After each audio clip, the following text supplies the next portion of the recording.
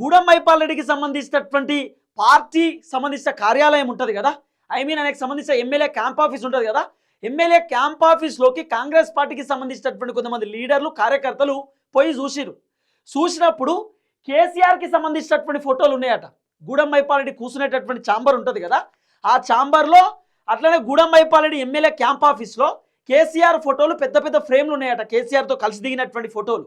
ఎట్లుంటాయి ఆ ఫోటోలు? మరి ప్రోటోకాల్ ప్రకారం ముఖ్యమంత్రి రేవంత్ రెడ్డి ఫోటో పెట్టుకోవాలి కదా, కేసీఆర్ ఫోటో ఎట్లా పెట్టుకుంటావు, రేవంత్ రెడ్డి ఫోటో ఎందుకు లేదు అని చెప్పి కాంగ్రెస్ పార్టీకి సంబంధించిన లీడర్లు అడిగినప్పుడు నేను పెట్టుకోను, నా ఇష్టం అని చెప్పి గూడెం మైపాల్ రెడ్డి చెప్పిండు. నాకు నచ్చిన వాళ్ళ ఫోటోలు పెట్టుకుంటా, నాకు ఇష్టం ఉన్నటువంటి వ్యక్తుల ఫోటోలు పెట్టుకుంటా, రేవంత్ రెడ్డి ఫోటో పెట్టుకోవాలని రూల్ లేదని చెప్పి గూడెం మైపాల్ రెడ్డి పార్టీ మారినాక కాంగ్రెస్ పార్టీలోకి వచ్చినాక చెప్పినటువంటి మాట.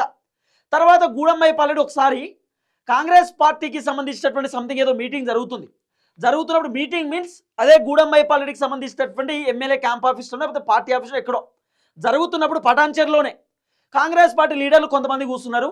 గూడెం మైపాల్ రెడ్డిని ఏదో అడుగుతూ ఉంటే దౌడాలో పార్టీ అని చెప్పి తిట్టిండు గూడెం మైపాల్ రెడ్డి. ఇదే గూడెం మైపాల్ రెడ్డి కాంగ్రెస్ పార్టీని ఇష్టానుసరంగా తిట్టేటటువంటి కార్యక్రమం చేసిండు. ఇక గూడెం మైపాల్ రెడ్డి మాట్లాడినటువంటి మాటలపైన ఎవరు రెస్పాన్స్ కాలే, అందరూ సైలెన్స్ ఉన్నారు, ఎవరు మాట్లాడేటటువంటి కార్యక్రమం చేయలే.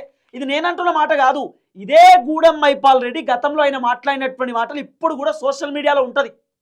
పార్టీని పట్టుకొని కాంగ్రెస్ పార్టీని పట్టుకొని ఆయన తిట్టిండు మాట. ఇక నేను ఆ మాట నేను ఒకటేసారి అన్నా కానీ అట్లా తిట్టేటటువంటి కార్యక్రమం చేసిండు గూడెం మైపాల్ రెడ్డి. ఆయన పైన ఏ యాక్షన్ తీసుకోలే. ఆఖరికి గూడెం మైపాల్ రెడ్డి మొన్న జరిగినటువంటి ఒక మీటింగ్లో నేను మున్సిపల్ కార్పొరేషన్ ఎన్నికలలో బీఆర్ఎస్కే సపోర్ట్ చేస్తా, బీఆర్ఎస్నే గెలిపిస్తా, తెలిసి తెలవకనో తప్పు చేయాల్సింది వచ్చింది కానీ నేను సరిదిద్దుకున్నా, నేను ఇక ఆ తప్పులో ఉండడానికి రెడీ లేను, ఆ తప్పు నుండి బయటపడుతున్నాను. గూడెం మైపాల్ రెడ్డి రిగ్రెట్ ఫీల్ అయ్యి కాంగ్రెస్కి నాకు సంబంధం లేదు, కాంగ్రెస్ నాకు అవసరం లేదని చెప్పి గూడెం మైపాల్ రెడ్డి ఓపెన్గా చెప్పేసిండు.